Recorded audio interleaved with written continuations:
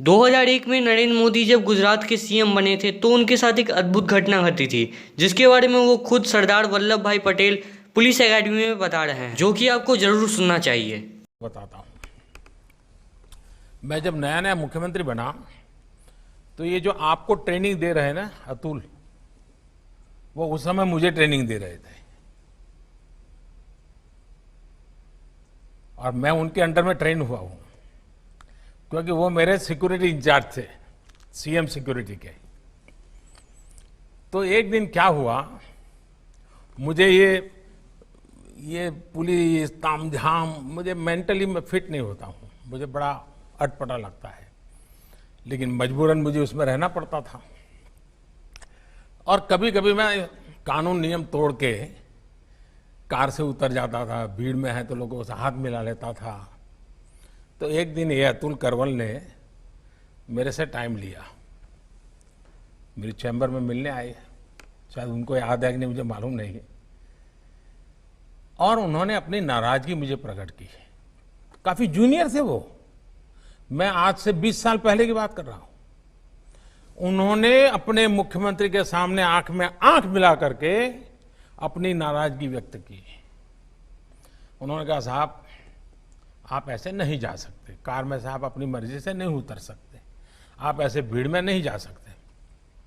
मैंने कहा, मेरी जिंदगी के तुम मालिक हो क्या, या तुम तय करोगे क्या मुझे क्या करना क्या नहीं?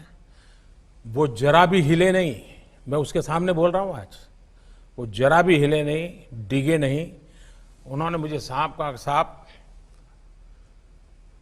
आप व्यक्तिगत नहीं हो, आप राज्य की संपत्ति हो और मेरी इस संपत्ति को संभालना जिम्मेवारी है, आपको नियमों का पालन करना होगा, ये मेरा आग्रह रहेगा और मैं नियमों का पालन करवाऊंगा।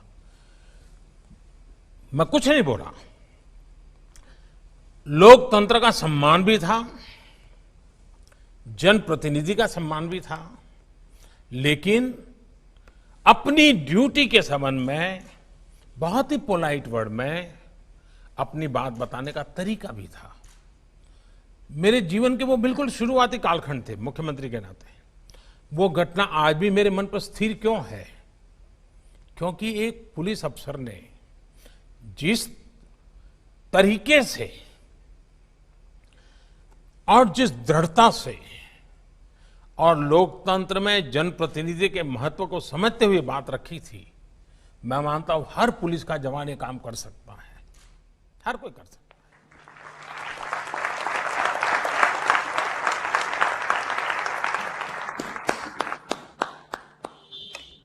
जय हिंद सर। थैंक यू भैया। सर 1 मिनट अगर हो तो मैं कुछ कहना चाहूंगा सर। सर आपने उस वाकये की याद की। सर मुझे उस समय बहुत डर लग रहा था कि बहुत डांट पड़ेगी मुझे